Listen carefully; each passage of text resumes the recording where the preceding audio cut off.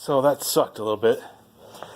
This thing isn't as hard to get off as this thing was, but it wasn't easy. And I couldn't use the puller because you can see it won't fit in between the teeth. Aren't big enough. I mean, it's not made for that, but I couldn't get it off any other way. So I ended up just taking 2 big screwdrivers. I tried to stay on the bolt as much as I could and just sort of worked them back and forth. You can see there's some scratch marks on that bolt there where I tried to use that.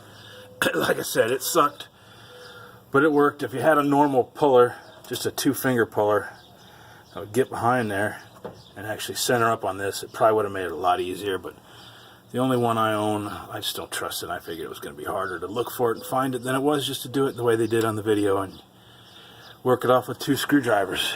So I'm going to put some, I don't know, maybe some assembly lube or just some oil on it. And I don't know, it's getting hot. I might try to finish it today, maybe not, we'll see.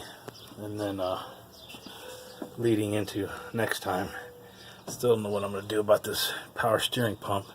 It's leaking and spraying power steering fluid all over the inside of the hood. I'm hoping I could put it off until October, November when it cools off again, but I'll wait once I get it running again, see how much is actually leaking, see how it sounds once the noise from this thing goes away. And I had some trouble getting this little keyway thing out of here.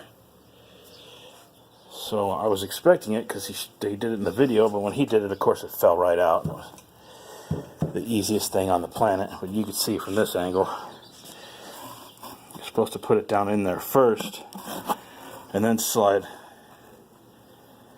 that clutch plate on. But it's a weird, it actually looks, I don't know, bent. So I'm guessing, basically I'm going to have to guess how it goes back in.